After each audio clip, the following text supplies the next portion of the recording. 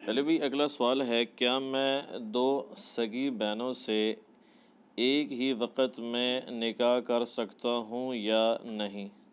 میری دعا ہے جی آپ کا ایک سے ہی نکاح ہو جائے، یہاں تو لوگوں کا ایک نکاح بھی نہیں ہو رہا۔ تو اب جو بیچارے کنوارے سنیں گے وہ کہیں گے یار دو سے اکٹھا نکاح، تو وہ تو ہمارا تو ایک سے بھی نہیں ہو رہا۔ دو بہنوں سے اکٹھا نکاح قرآن نے حرام قرار دے دیا۔ دیکھیں سورۃ النساء کی جو آیت نمبر ہے نا 24، جو پارہ نمبر 4 کی آخری آیت ہے، اس میں نا محرمات ابدیہ اللہ تعالیٰ نے بیان کر دی ہیں، ایسے رشتے جو ہمیشہ کے لیے اللہ تعالیٰ نے حرمت والے قرار دے دیے ہیں نکاح کے پوائنٹ آف ویو سے، کہ ان کے ساتھ اب نکاح نہیں ہو سکتا۔ اس میں آپ دیکھیں کون کون سے رشتے ہیں جو اللہ تعالیٰ نے بیان کیے ہیں، پارہ نمبر 4 کے بالکل اینڈ پہ جا کے آیت نمبر 23 ہے جی، 24 نہیں ہے 23۔ اعوذ باللہ من الشیطان الرجیم، حرمت علیکم امہاتکم، حرام کر دی گئی ہیں تم پر تمہاری مائیں، ماں سے کسی کی شادی نہیں ہو سکتی، نکاح نہیں ہو سکتا۔ وبناتکم، اور تمہاری بیٹیاں، واخواتکم، اور تمہاری بہنیں، وعماتکم، اور تمہاری پھوپھیاں، یعنی آپ کی جو والد کی سگی بہن ہے، وخالاتکم، اور تمہاری خالائیں، والدہ کی بہن، وبنات الاخی، اور بیٹیاں بھائی کی، بھتیجیاں، وبنات الاختی، اور بیٹیاں بہن کی یعنی بھانجیاں۔ یہ وہ سارے ہیں جن سے آپ نکاح نہیں کر سکتے۔ وَأُمَّهَاتُكُمُ اللَّاتِي أَرْضَعْنَكُمْ، اور وہ مائیں جو دودھ کے رشتے سے تمہاری مائیں ہیں، جن کا دودھ تم نے پیا ہوا ہے، ان سے بھی تمہارا نکاح نہیں ہو سکتا۔ وَأَخَوَاتُكُمْ مِنَ الرَّضَاعَةِ، اور جو رضاعت کے رشتے میں تمہارے بہن بھائی بن چکے ہیں نا، یعنی جس عورت کا تم نے دودھ پیا ہے نا، اس کی جتنی بھی اولاد ہے نا، اس سے تمہارا اب نکاح نہیں ہو سکتا۔ وَأُمَّهَاتُ نِسَائِكُمْ، اور تمہاری بیویوں کی جو مائیں ہیں نا، ساس، وہ بھی آپ کے اوپر ہمیشہ کے لیے حرام ہے، چاہے آپ کی بیوی مر بھی جائے، آپ اپنی ساس کے ساتھ شادی نہیں کر سکتے۔ اس میں پھر اختلاف ہے کہ کہیں پہ نکاح ہوا تھا، رخصتی سے پہلے طلاق ہو گئی، تو اب کیا ایسی عورت کی ماں کے ساتھ شادی ہو سکتی ہے؟ تو صحابہ کی اکثریت کہتی ہے کہ نہیں، جس عورت سے ایک دفعہ بھی آپ کا نکاح ہو گیا، چاہے آپ نے اس سے ازدواجی تعلق قائم کیا یا نہیں کیا، رخصتی ہوئی یا نہیں ہوئی، اب اس کی ماں آپ کے اوپر ہمیشہ کے لیے حرام ہے۔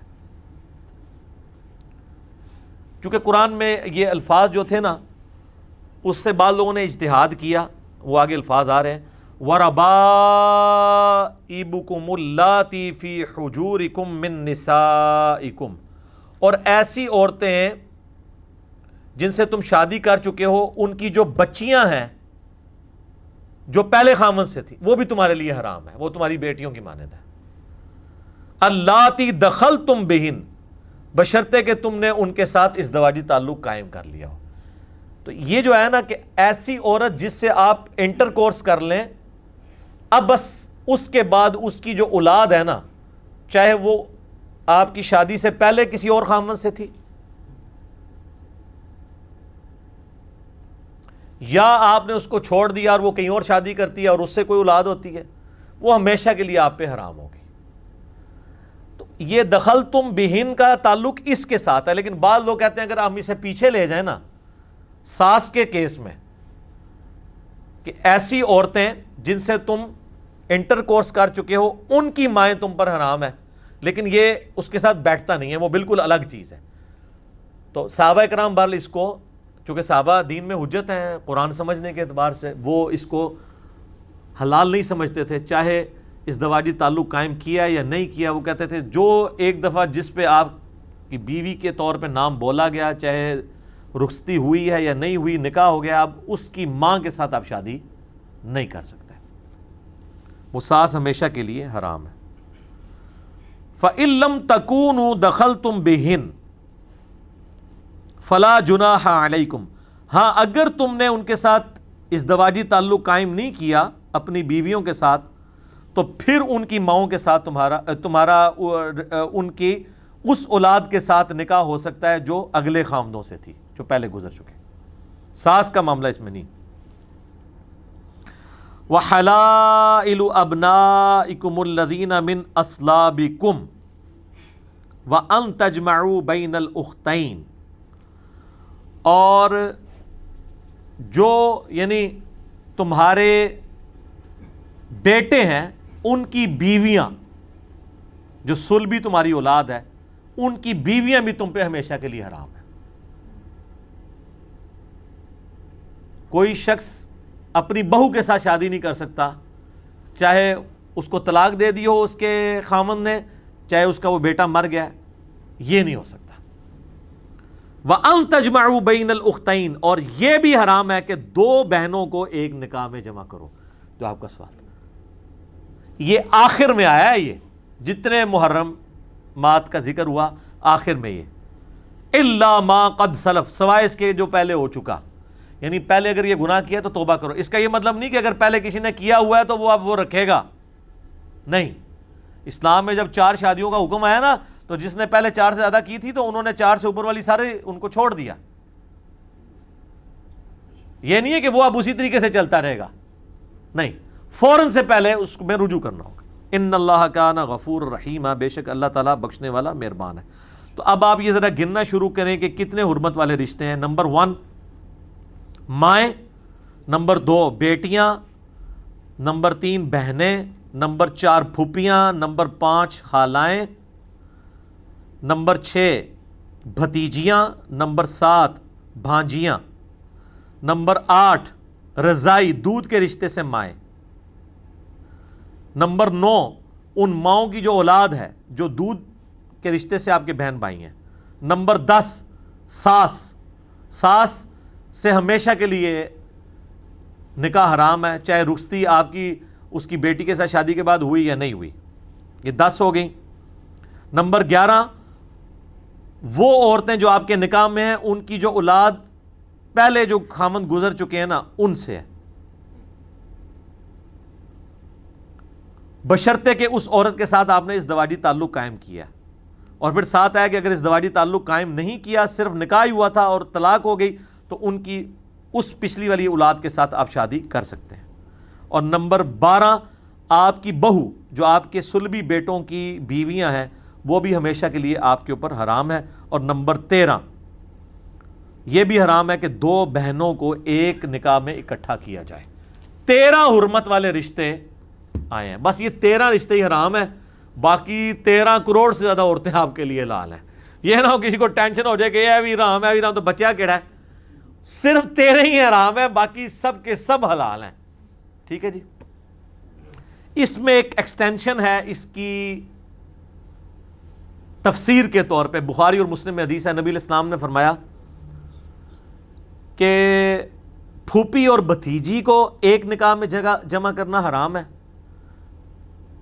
اور خالہ اور بھانجی کو بھی ایک نکاح میں جمع کرنا حرام ہے. قرآن میں تو صرف آیا تھا 2 بہنوں کا. تو اگر آپ اس کو دقت نظر سے دیکھیں نا تو وہ بالکل فٹ ان بیٹھتا ہے اس کے ساتھ.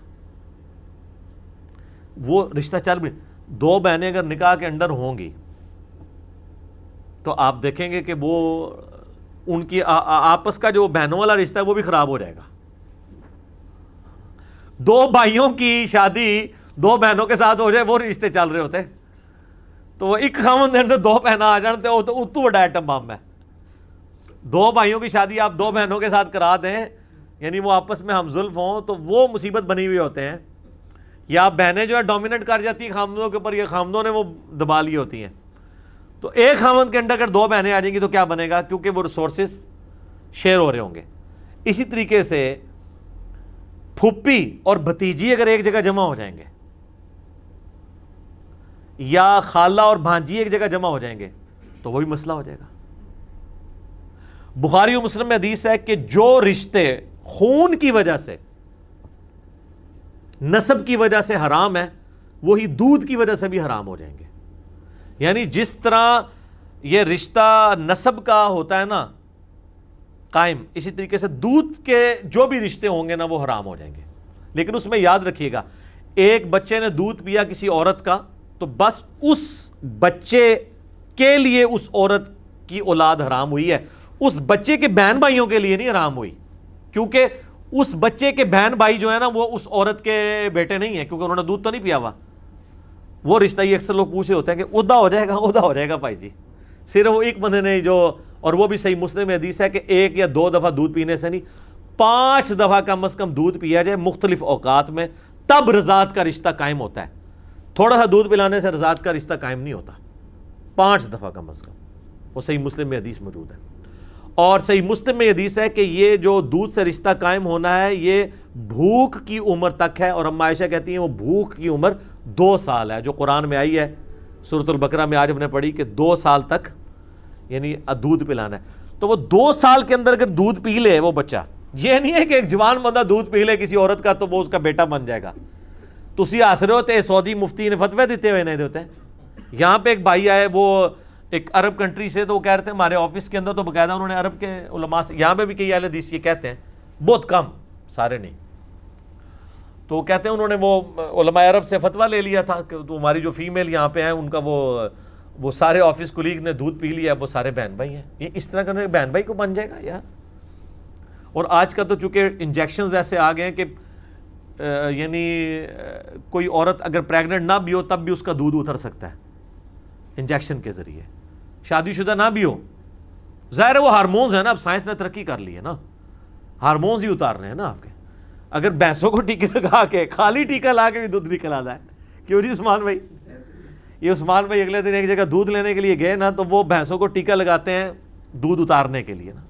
وہ جو اس کا بچڑا وغیرہ تھا وہ مر گیا یا جو بھی ہوا، تو انہوں نے ان کو مشورہ دیا کہ اس دفعہ ٹیکہ نہیں، صرف ٹیکے لگاؤ، اس میں دوائی نہ ڈالو.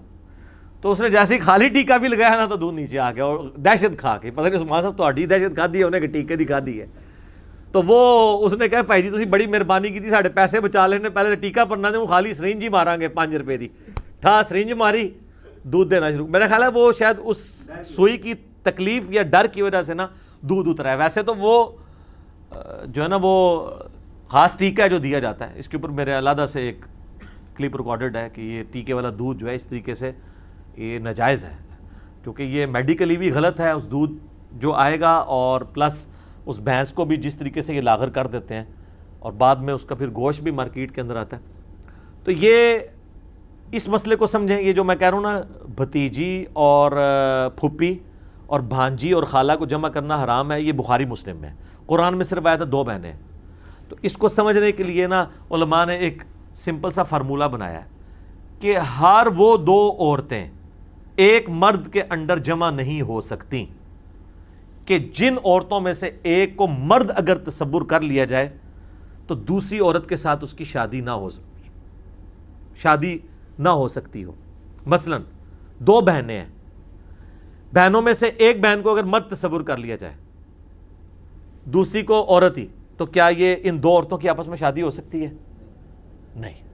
اچھا، پھپھی اور بھتیجی میں سے اگر ایک کو یہ سمجھ لیا جائے کہ بھتیجی مرد ہے تو کوئی لڑکا بھتیجا اپنی پھوپھی سے شادی کر سکتا ہے، کوئی لڑکا اپنی خالہ سے کر سکتا ہے. وہ تو حرمت قرآن میں آ گئی.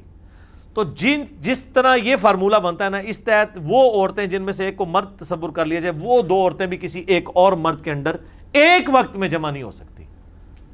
ہاں آلٹرنیٹیولی ہو سکتی ہیں. جس طرح نبی علیہ السلام کی 2 بیٹیاں یکے بعد دیگرے، سیدہ ام کلثوم اور سیدہ رقیہ حضرت عثمان کے عقد میں رہی ہیں. بہنیں تھیں، بیک وقت نہیں تھی. بیک وقت یہ والا جو رشتہ ہے یہ بیک وقت منع ہے. اگر ایک نے طلاق لے لی یا ایک فوت ہو گئی، دوسری نے شادی کر لی، وہ بالکل ٹھیک ہے. اور اس میں ایک اشارتاً گفتگو کر لیتا ہوں، چونکہ یہ بڑی میرے خیال انفارمیٹیو گفتگو ریکارڈ ہوگی ہے. اس میں کوئی اس سے کوئی ریلیٹڈ آپ کے دماغ میں کوئی ہے بات تو میں وہ بھی بتا دیتا ہوں. میں نے تو کوئی بات نہیں چھوڑی. ایک ایشو ہے جو مصارحت کے رشتے کے حوالے سے پوچھی جاتی ہے. اب یہ کوڈ ورڈ میں بات کر رہا ہوں، یہ فقہ حنفی میں یہ ایک مسئلہ ہے. میں کوشش کروں گا اسے کنٹرول الفاظ میں استعمال کروں. ان کے ہاں یہ مسئلہ پایا جاتا ہے اور اس کو بڑا فخریہ وہ بیان کرتے ہیں اور شادی شدہ لوگوں کو بتا رہے ہوتے ہیں اور شادی شدہ لوگ بیچارے پریشان ہو جاتے ہیں. وہ کہتے ہیں کہ جی اگر اب یہ چونکہ ایک معاشرے کا بہت بڑا ایشو ہے، ہم سے لوگ پوچھتے بھی ہیں، بعض اوقات واقعی اس طرح کے واقعات رپورٹ بھی ہو جاتے ہیں، ہمیں چونکہ اکیڈمی میں فون آتے بھی رہتے ہیں. اگر کسی شخص نے فقہ حنفی کا مسئلہ میں بتا رہا ہوں آپ کو، قرآن و سنت کا یہ مسئلہ نہیں ہے، امام بخاری نے باقاعدہ صحیح بخاری میں باب باندھ کرنا مساریت کے رشتے کو کنڈیم کیا ہے کہ اس طریقے سے کوئی کسی کی بیوی فارغ نہیں ہوتی. فقہ حنفی والے یہ کہتے ہیں کہ جی اگر کسی مرد نے ایون غلطی کے ساتھ بھی بھول بھلائیے سے شہوت کے ساتھ اپنی ساس کو ہاتھ لگا لیا، ہاتھ، تو اس کی اپنی بیوی ہمیشہ کے لیے اس پہ حرام ہو گئی.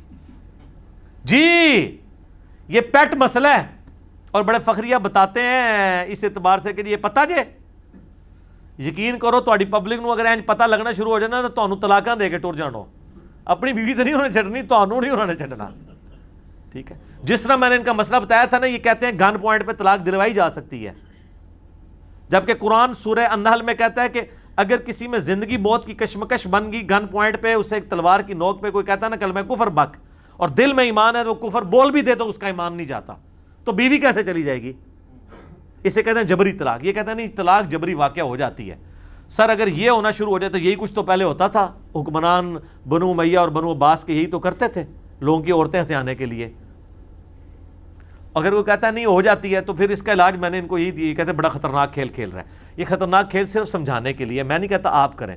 حکومت کی کسٹڈی میں ان تمام علماء کو ان کی بیویوں کو طلاق دلوانی چاہیے، گن پوائنٹ پہ نہیں. حکومت تو ویسے ہی ببکی مارے گی، ایک کمرے میں جمع کر کے ان کی ویڈیو بنائیں، یوٹیوب پہ چڑھائیں. بڑے بڑے علماء جو یہ کہتے ہیں میں اس فتوے پہ قائم ہوں، اس کے بعد ان کو باہر نکالیں، میں دیکھتا ہوں کون اپنی بیوی چھوڑتا ہے. سب کے سب کہیں گے نہیں نہیں یار یہ تو فتوی ہی غلط تھا، ہم اس سے رجوع کرتے ہیں. جب تک اپنے اوپر نہ پڑے تو بندے کو یہ فتوے نہیں سمجھ آتے. لوگوں کو بتانے کے لیے، لوگوں کو پریشان کرنے کے لیے فتوے لوگوں کو بتاتے پھرتے ہیں. ایسے کوئی طلاق واقع نہیں ہوتی. کئی مرد ہیں ان کو پریشرائز کر کے لوگ بیویوں کو طلاق دلوا دیتے ہیں. اس طرح نہیں طلاق ہوتی ہے جب تک اس کی دل میں نیت نہیں ہے طلاق دینے کی. تو وہ مساریت کا میں بتا رہا تھا، یہ اس طرح کہتے ہیں جی وہ ہاتھ لگایا تو فارغ. اس سے بڑی بات وہ کہتے ہیں کہ جی رات کے وقت کوئی مرد اٹھا اور غلطی سے اس کا ہاتھ اس کو نہیں پتا تھا بیوی کی بجائے اپنی بیٹی پہ پڑ گیا، تو اس کی بیوی ہمیشہ کے لیے اس پہ حرام ہوگی. اس دا اگلا بھی ایک خطرناک ورژن سنو. اگر کسی سسر نے اپنی بہو کو چھو لیا شہوت کے ساتھ تو وہ بہو اس کے بیٹے پہ ہمیشہ کے لیے حرام ہوگی. وہ بیٹا بیچارہ باہر مزدوری کرنے گیا، انہوں پتہ ہی نہیں ہے. یہ صرف چھونے کی بات ہو رہی ہے سر، چھونے کی. اسی طریقے سے کسی داماد نے اپنی ساس کو شہوت کے ساتھ چھو لیا، صرف چھو لیا، تو اس کی اپنی بیوی اس کے اوپر حرام ہوگی. اس طرح نکاح فاسد نہیں ہوتے، نہ طلاق ہوتی ہے. لیکن یہ سارے کے سارے اعمال جو ہیں یہ انتہائی کبھی اور عذاب کا مستحق ہیں اگر کوئی یہ کرتا ہے. یہ زنا کے مترادف ہیں. جو بخاری مسلم میں حدیث ہے کہ ہاتھ بھی زنا کرتے ہیں، زبان بھی زنا کرتی ہے، آنکھیں بھی زنا کرتی ہیں، پاؤں بھی زنا کرتے ہیں، شرمگاہ اس کی تصدیق کرتی ہے. یہ اس طریقے سے کام کرنا، یہ میں اس کام کو سپورٹ نہیں کر رہا، یہ ذہن میں رکھیے گا. لیکن اس کام کی وہ جو سزا بتا رہے ہیں نا، وہ میں کہہ رہا ہوں یہ اس لیول کا جرم نہیں کہ اس کے ساتھ یہ کیا جائے. ٹھیک ہے نا؟ تو تعزیراً آپ جو کچھ کرنا چاہتے ہیں. ویسے تو جب کوئی اس طرح کے واقعات تو اس طرح کو پبلکلی تو نہیں بتاتا نا. اور بعض اوقات کوئی عورتیں بھی ایسی ہوتی ہیں کہ وہ ان کی نہیں اپنے سسر کے ساتھ یا ساس کے ساتھ بن رہی ہوتی، وہ جھوٹا بلیم لگا کے بھی علیحدہ مکان لینے کے لیے بھی اس طرح کی حرکتیں کر دیتی ہیں.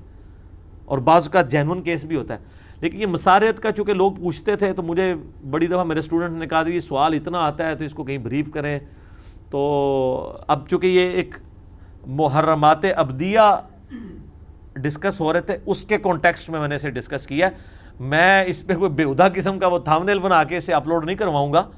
کنٹرول الفاظ کے اندر ہی یعنی جو ہے نا اس کو کریں گے، میسیج بھی پہنچ جائے تاکہ آندہ کے لیے اگر کسی نے اس کو ایز اے ریفرنس لینا ہے تو اس میں کوئی دلیل کیا ہے. دلیل سب سے بڑی ہے کہ ہمارے سلف میں سے امام بخاری نے صحیح بخاری میں یہ تمام باتیں لکھ کے اس کا رد کیا ہے. اچھا وہ کہیں گے یہ تو امام بخاری کا اوپینین ہے تو کوئی دلیل دیں. دلیل تو آپ نے دینی ہے اپنی چول کی. ہماری دلیل تو یہ قرآن ہے کہ محرمات ابدیہ ہیں، آیت نمبر 23 سورہ نساء میں 13، اور اسی میں سے آخری کی ایکسٹینشن میں 2 بخاری مسلم میں۔ آپ اس کے علاوہ ایک رشتہ ڈیولپ کر رہے ہیں کہ وہ بھی حرام ہو جائے گی، تو وہ آپ کو ثابت کرنا ہوگا کہ کہاں سے حرام ہوئی ہے۔ دلیل تو آپ نے دینی ہے، دلیل ہم نے تو نہیں دینی، چونکہ آپ نے اسے حرام قرار دیا ہے نا، تو دلیل آپ نے دینی ہے نا۔ حلال تو اپنی اصل میں ہے، حلال تو اپنی اصل میں ہے، حرام کے لیے دلیل چاہیے کہ آپ بتائیں کہاں لکھا ہوا ہے، ٹھیک ہے نا، چونکہ دعویٰ تو آپ کا ہے۔ ہمیں جو اللہ نے حرام بتائے ہیں رشتے وہ بتا دیے قرآن میں، بخاری مسلم میں، آپ اس کے اندر اپنی طرف سے بھی حرام رشتے ایڈ کر رہے ہیں، یا آپ بیوی کے فارغ ہونے کا یا طلاق کا اور راستہ بھی بتا رہے ہیں جو قرآن و حدیث میں موجود نہیں ہے، تو دلیل تو آپ کو پیش کرنی پڑے گی۔ اور پھر کہتے ہیں دسو قرآن دیسی کتنے لکھے ہے، ایڈی وڈی چول ماری ہے، قرآن دیسی تو نہیں ہونی نا، یہ تو چولوں والی کتاب ہی چول ہوئے گی نا، یہ تو تسی کھڑنی ہے نا، ٹھیک ہے۔ خود سے ایک بات بتاتے پھر بتاتے کہاں لکھا ہوا، قرآن حدیث میں کیوں یہ لکھا ہوا ہوگا؟ قرآن حدیث نے جو شریعت بیان کی ہے وہ کر دی ہے، تو یہ اصول بھی سمجھیں کہ جو دعویٰ کر رہا ہے دلیل اس نے لے کے آنی ہے۔ ہم نے ان کے دعوے کو کہا کہ آپ کا دعویٰ باطل اس لیے کہ اگر یہ حرمت کے رشتے تھے تو قرآن میں سورہ نساء آیت نمبر 23 میں آ جاتے، یا بخاری مسلم میں آ جاتے۔ رضاعت کا رشتہ آیا ہے وہ میں نے بتا دیا، قرآن میں بھی رضاعت کے بارے میں بات آ گئی ہے، ٹھیک ہے۔ باقی جو چیز حدیث میں تھی میں نے بتا دی، قرآن سے 13 وہ بتا دیے کہ یہ محرمات ہیں۔ آپ نے جو یہ چیزیں ڈیولپ کر لی ہیں تو وہ آپ کو بتانی ہوگی، وہ ہم نے نہیں بتانی ہوگی، ٹھیک ہوگا جی؟ جزاک اللہ۔